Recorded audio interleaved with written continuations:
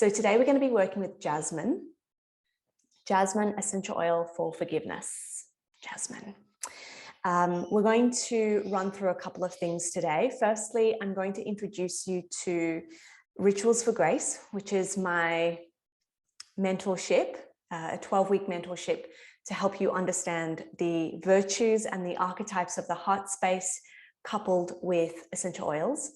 And then we're going to run into a whole bunch of different ways in which you can start to come into the heart space, but from a place of forgiveness for self and others. And also, more importantly, what does it mean to actually forgive? Forgive. So find a comfortable seat. Forgiving, forgiven. You break the word up. It's for, give, to give, forgiving. And the heart space is for giving, for extending, for being of service. So forgiveness is actually a really beautiful thing in that we consider it from a human perspective to be bestowing something on someone else, even if it's self. Well, let's work with someone else first because it's a bit easier to understand. But ultimately, the act of forgiving isn't really for anyone. It's for ourselves, because as we place ourselves in a position to forgive, what we do is free ourselves up of the heavy energy it takes to not forgive. When you are in a place of unforgiveness, your energy is really heavy because you're constantly going through the thought loops in your mind of the things that have happened to you and the people who've done whatever it is to you, even if it's you to self. And as we move through the process of forgiveness, what we're really doing is allowing ourselves to live in the present moment, knowing that whatever's happened has happened because it's teaching us something, or it's there specifically placed because we agreed to it before we came down onto this planet. As a soul, we decided that we were going to do something and we've done it, and it's not up to us now to move through our life in a state of heaviness. It's up to us now to take what we've learned and move through life, mining for the gold in those lessons and using that gold to create further experiences in our lives. So when this comes to self-forgiveness, it's the same concept. We must come to realize that the act of forgiveness is an act of letting go and surrendering and allowing what has happened up until this point to be, with no attachment to how we feel about it, or no attachment to what it is that we've done or said.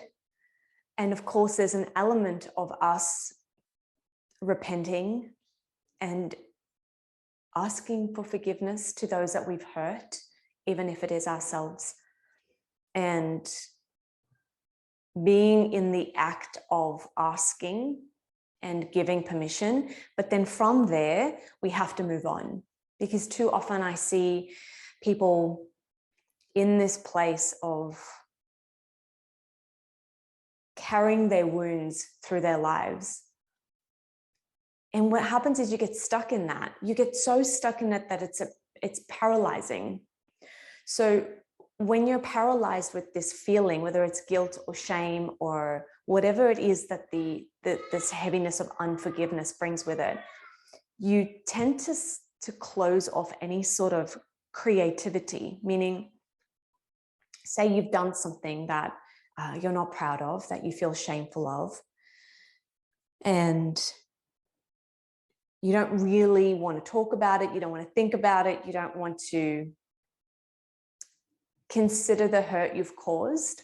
So you just go through the thought loops again and again and again of how you've mucked up, how this is the really bad thing, how could you be so silly, how could you be so stupid, and these degrading thoughts. suppress all of your creativity. And ultimately, creativity is the life force. It's your life force. It is life force. And when you're suppressing it, you're actually suppressing your life force. So a couple of things that we do to bring about this act of forgiveness is that we go through an initiation. And I've heard it explained as the initiation of fire. The initiation of fire, because what it takes is the burning down of everything that you have considered to be real and truthful about your perception of the world and or yourself. And you've got to burn it all down. And then like the phoenix that rises from the ashes, you come forth brand new. And this process, it is a process. It can happen over a period of time, or it can happen with the click of a finger. But the way that we go through this process is through coming into the heart space. So in saying that, let's start with Jasmine. I want you to consider everything that I said to you this morning. And as we're moving with Jasmine, I'm going to ask you a couple of questions that really open up the heart space and this channel for giving. Yeah. So we're going to just take the wrist and swipe your Jasmine across the whole of the wrist. Instead of us getting very, very particular about where, I'm just going to ask for you to swipe Jasmine across the whole of the wrist. Okay. Take a big whiff of it. So good. Then you're going to place your palms together, the base of the palms together, shall I say. Pressing them in gently, lightly, with a feathery touch. And then you're going to join the whole of the pinky finger and the whole of the thumb, but keep the other 3 fingers on each hand open. This is called Lotus Mudra, Padme Mudra. Join the thumb tip into the sternum. The 3 fingers on each hand are fanning themselves out. And this is a representation of the lotus flower. Now, the lotus flower is resilient as it is one of the most incredible plants because it grows out of murky waters that are based at the bottom of a lake or a pool of water. And it grows through the darkness, reaching the light at the top of the water to bloom. And it's very symbolic in the way that we rise. So like the phoenix rises, so too does the lotus flower, Padme.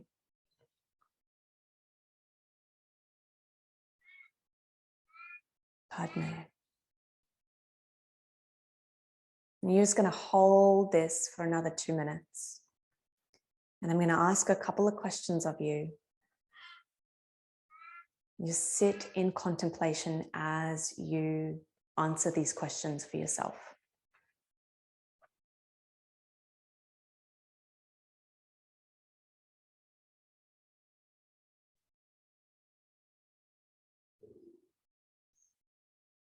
What would it feel like right now to be in a state of forgiveness?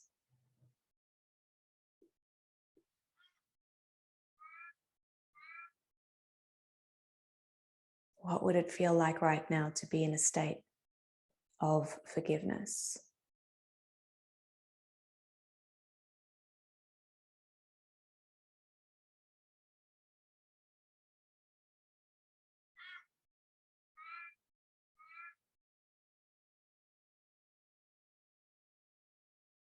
Now take that emotion,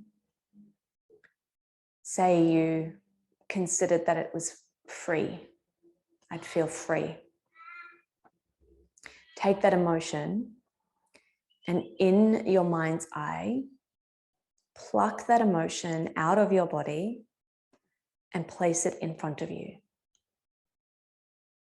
Imagine you're plucking the emotion and you're placing it out in front of you.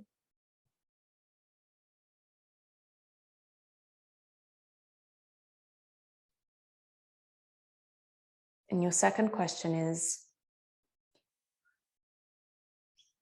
if I wasn't attached to that emotion, so it's separate from me, what could I do today that will bring about this sense of whatever it is that that emotion resembles? So for me, for example, I chose the word freedom. I would feel free. And so the second question is, what can I do today to help me feel a sense of freedom? What can I do today to help me sense freedom? And so your emotion could be love, it could be any emotion. What could you do today to feel that emotion? And the reason that we separate it from ourselves is because we don't want to be filled with the emotion. We want to look at how we can create a circumstance in our life to bring us closer to that emotion. What can I do right now in my life today to bring me closer to that emotion?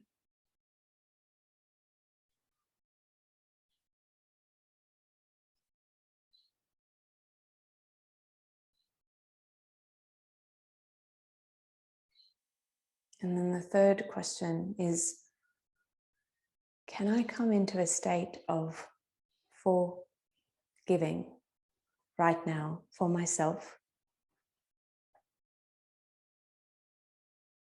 Can I come into a state of forgiving for myself? And that's just a yes or a no answer. So you're giving yourself permission to forgive yourself.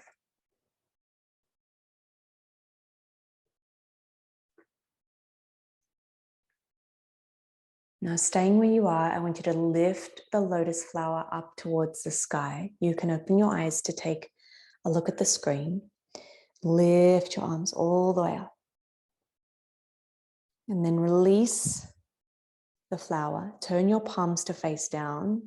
And very slowly, bending ever so slightly at the elbows, draw the arms. And as you're bringing the arms down, the hands, I want you to press anything that no longer serves you in your energy field down towards the ground. Like you're rinsing yourself of anything that has been stuck in your energy field, any feelings of not forgiving. And then draw your hands in, prayer position, pointing down, and draw the hands in and up towards the heart space and open up into a lotus flower. And again, lifting it up, breathing in the jasmine as you lift up, offering the answers that you just gave towards the sky, releasing your arms, turning your palms down, pressing anything that no longer serves you all the way down, giving it to Mother Earth.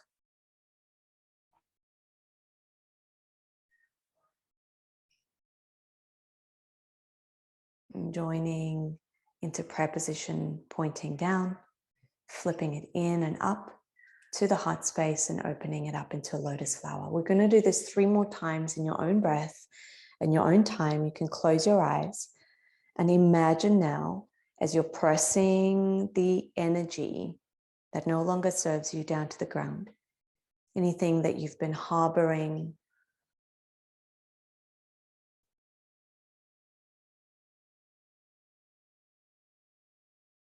maybe you want to interlace breath with it. Breathing in to lift. Breathing out to press.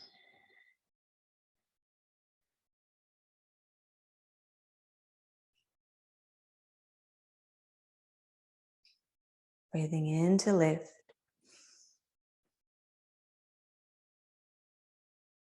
Breathing out to press.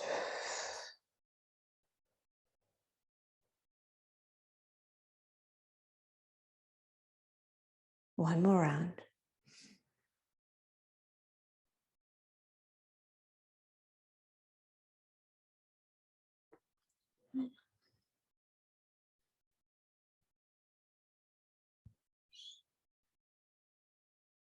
Bring your hands into your heart center. Close your eyes.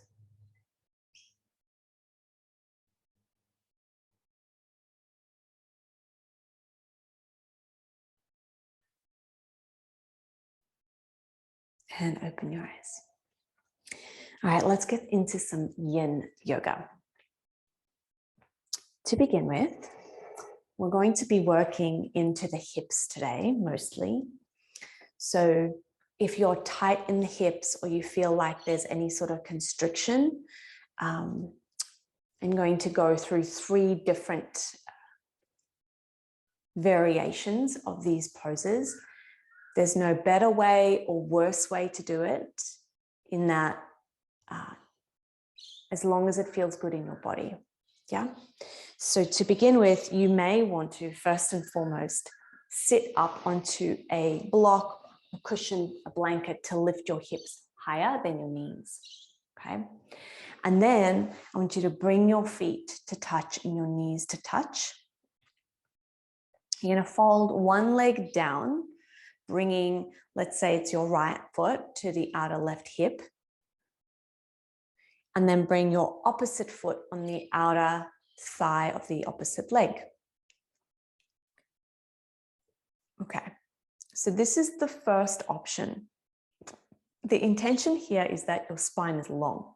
So we're not slouching, we're not sitting back onto the coccyx or the tailbone, we're rolled onto the sits bones and we're lifted up nice and tall. The spine is long, yeah?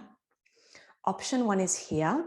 You may feel it on the outer top leg hip.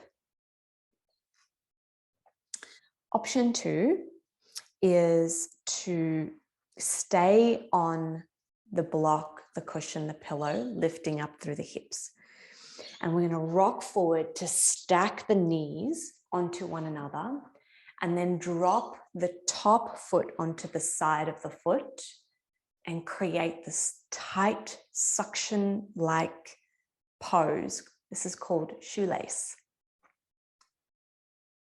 So the pose before is more of a yang posture, and this is more of a yin posture. And it's a very relaxing feeling in that everything's heavy. There's no lifting up in the legs. You're just allowing gravity to draw the weight down. This is an option. You can stay here. If you'd like a deeper stretch as your third option, you can take whatever it is underneath your butt out and sit down on the ground. Now, if you're anything like me, I have very, very tight hips. And so for me, this is the end of my progression. Okay. For a lot of people, this is the beginning of their progression. And if that's you, then cool. What I want you to do is bring your head down to your knee and fold. So option here as your first port of call would be to keep your arms lifted, straightened forward, allowing them to cushion you and have the weight of your body in your arms and your hands. Another option here is to place your elbows onto your legs and really allow for the arms to support the body here. This does press into the legs, so it does draw the legs even more down. If you'd like, you can place your head in your hand or hands. And if that feels uncomfortable, you can always put a block or a pillow on top of the top leg and then just lean on it. Yeah. So we're going to be here for another 3 minutes. What I really love about this variation where you have your head resting in your hands is that you've placed your jasmine in through the point, and so you'll be able to smell it a lot. Also, a really beautiful way is to bring the base of the palm onto the eyebrow bone and just rest your head into that spot to allow for a little massage in through the eyebrows. Yeah.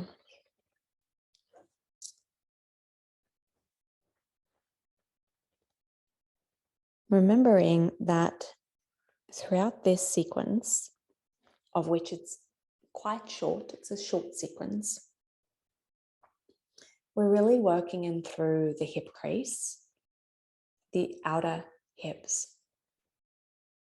This is where a lot of our fear is stored, and not so much our fear of the future or an anxiety, nervous tension type of fear.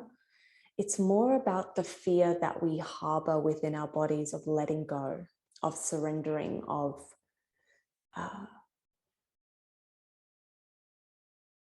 this idea that we identify with our burdens. Sometimes we can over-identify with them. And so the idea of letting them go scares us because we're not used to or cannot even imagine what it would be like to not be that, to not be the person who's harboring anger towards someone else or themselves. Like, what would that look like in your life? How would it feel to forgive yourself right now in this moment, or forgive someone else? What if whatever it is that you did to self or others just didn't exist? What if it was just forgiven right now? What would that look and feel like?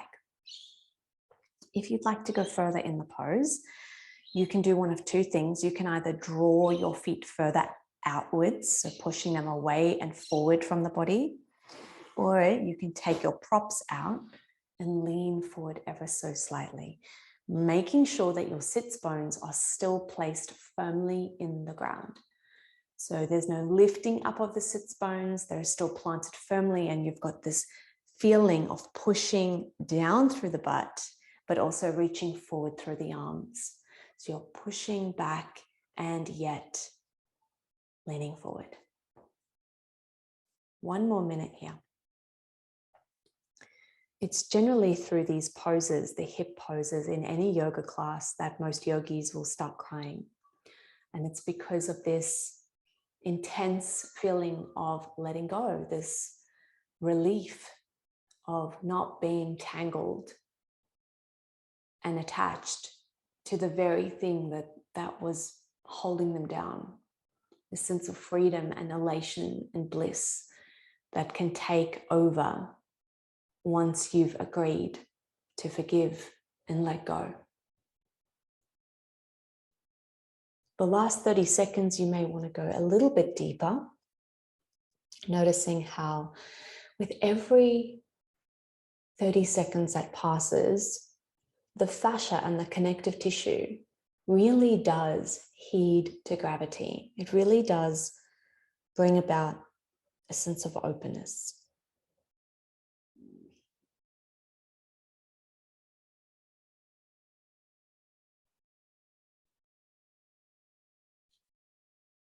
Wonderful. Now you're going to come out of this very slowly, please. There is no pushing, no striving, no rushing. Slowly, slowly, slowly, lifting up. And then sitting back onto your hands and very slowly untangling the legs and letting them just extend forward. Let them flop outwards, lean into your hands, into your arms, and close your eyes for the rebound.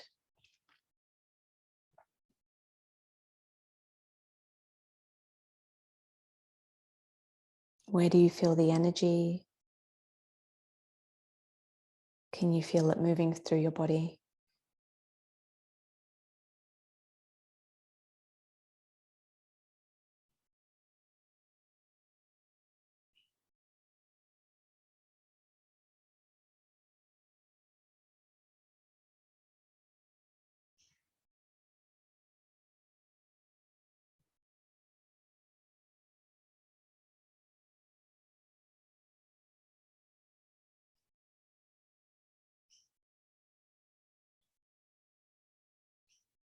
Notice your breath. Take a deep breath in. And then a long breath out. Open the eyes and we'll go into the other side. Now, make no mistake, both legs can be very different from a flexibility point of view. So we'll start from the beginning and I'll walk you through this pose. So firstly, up on something higher than your hips or than your knees, and finding the leg underneath curled up and the top leg with the foot into the ground. This is still going to stretch through the outer hip, less so as when your hips are completely down. So firstly, let's rock forward, placing the top of the top foot down, and then sit back, creating this shoelace effect, like a tightening effect. If this is okay and you'd like to extend a little bit further, sit down into the pose and allow for the gravity, the sense of gravity to pull you down. And here we are. Find any sort of comfortable position for you to really relax into this pose. We're here for 3 minutes.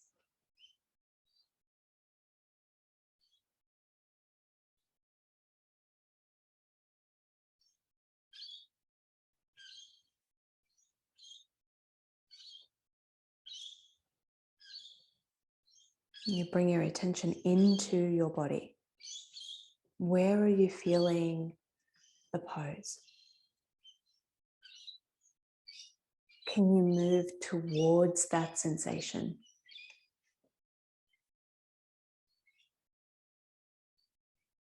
Can you follow your breath in this pose? Where does it feel like you're stretching to your comfortable edge?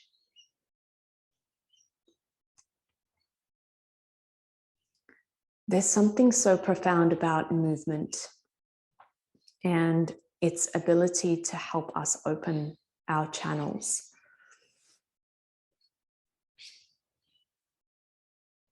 I have done many a personal development or spiritual healing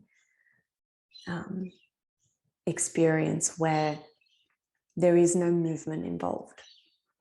And whilst they are mostly effective, you supercharge your healing, your progression, your evolution by adding in movement. And whilst this doesn't look like movement, whilst it doesn't feel like a lot of movement, this is where it's at. Let's go into a deeper variation. So here we are targeting the connective tissue, which is where a lot of the emotions are stored. We use our muscles most of the day to walk, sit, stand, eat, brush our teeth.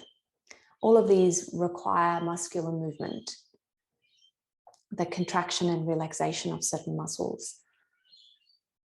But fascia and connective tissue join not only our joints, but also it runs through our muscles, through our organs, through and around every single part of us, our cartilage, everything. Our connective tissue connects every part of our bodies. We're going to go one step deeper if you wish. And the way that you activate and release and open the connective tissue is by placing stress on the tissues, not muscular tension, not strengthening the muscles or releasing the muscles, but stress on the connective tissue, the fascia itself. And this is exactly what we're doing here. So I've heard from some of you, 2 of you at least, who've told me that over the last 4 days, they have gotten either irritated and just frustrated with everything, and or ill. And it doesn't surprise me, because when you have this emotional cocktail residing in your body. And if these practices and movements and poses and holds are the first you've ever done of this sort, you're actually releasing a lot of that toxicity out of your body, because negative, heavy, low vibrational emotions that are stuck in the body are toxic. And this has been studied since the 80s particularly started the study by a woman called Candace Pert. She wrote a book called The Molecules of Emotion.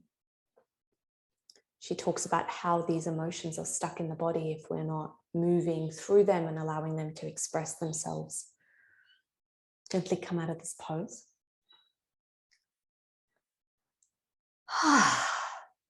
And extend the legs and find some stillness. So what we're doing in this practice is not just simply something to tick off a list.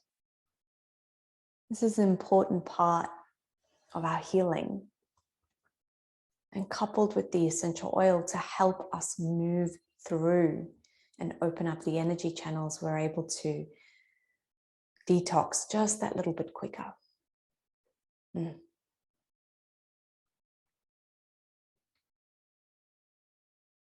Alrighty. So the final pose we're going to do is called reclined butterfly. I'm going to show you what it is, and then you're going to go into it. And what we'll do is go straight from that pose into Shavasana. So reclined butterfly is soles of the feet touching. Yeah. And the knees splayed out. I'm going to place this here to lift my chest a little bit. You don't have to. Let's move that little guy away. And then you're just going to lie back with the soles of the feet touching. Now, I've placed this cushion underneath my heart space to open up the heart and let the head hang back. You can do that. But for some people, they find this quite disorienting. So you can lie flat on your back as well. And that's also totally fine. And so here we're really opening up through the inner hips. The palms are open. The body is completely relaxed. And we're here for 4 minutes.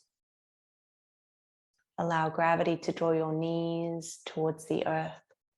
And if you need anything as a support underneath the knees, you can grab blocks, cushions, pillows. Just place them towards the top of the hips to support the bulky part of your thighs.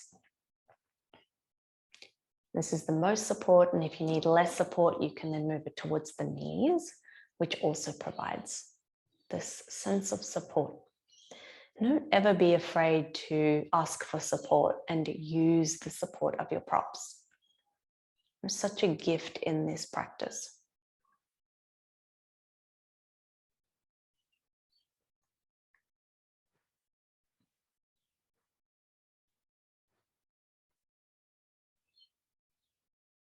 If it feels comfortable for you to close the mouth and breathe in and out through the nose only, then please do that.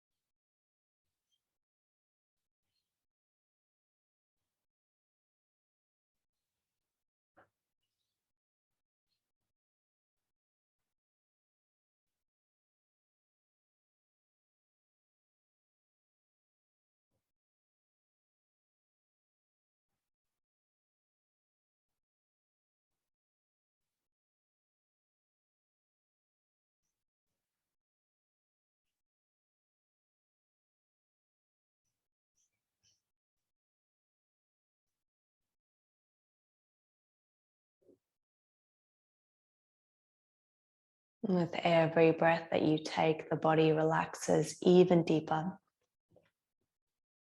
If you have any props supporting your legs, You may wish to take them out here for the final minute.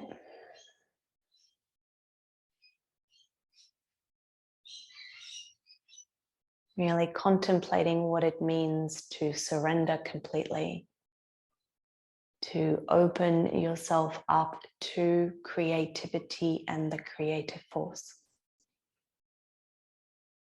Knowing that without letting go of anything that does not serve you, any hatred, anger, resentment towards others, the things that we experienced,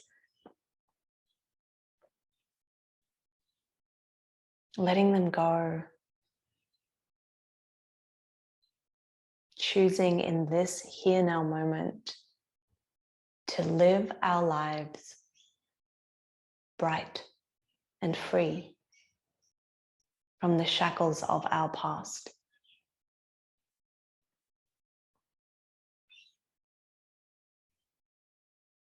You may wish to stay here for Shavasana, or if you'd like to, you can just gently extend your legs long. Feel free to place any sort of warm clothing on you. We're only in Shavasana for 3 minutes today.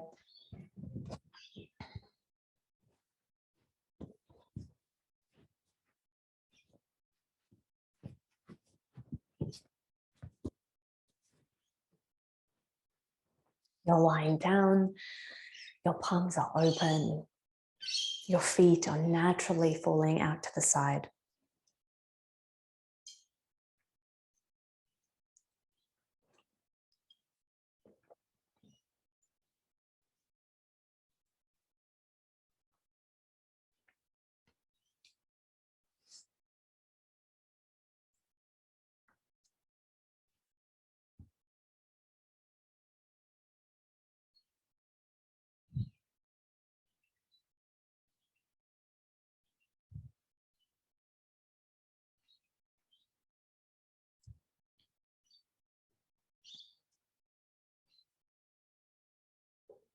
By moving the body or placing the body in certain shapes over extended periods of time, we stimulate the emotional healing process.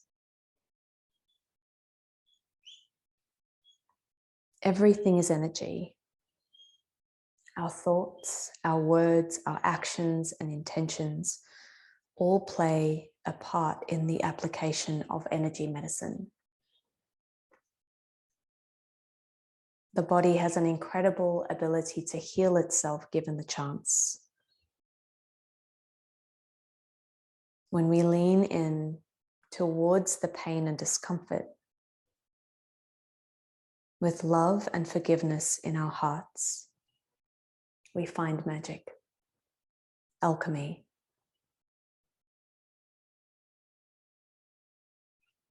Truth can be many things at the same time. It relies on our perception and our projection. What truth do you choose to believe today? Take a deep breath in through the nose and a long breath out the mouth.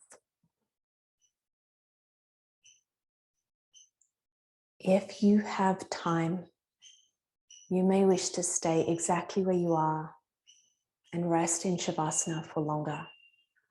But if you need to get up and get going, then wriggle your fingers and your toes and come to a seated position. Take your time, there's no rush.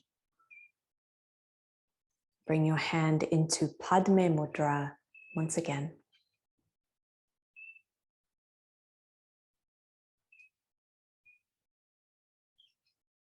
A miracle is a change in perception and perspective. May you be blessed by miracles today. Thank you so much for being here with me. I wish you the best, most miraculous day. Bye for now.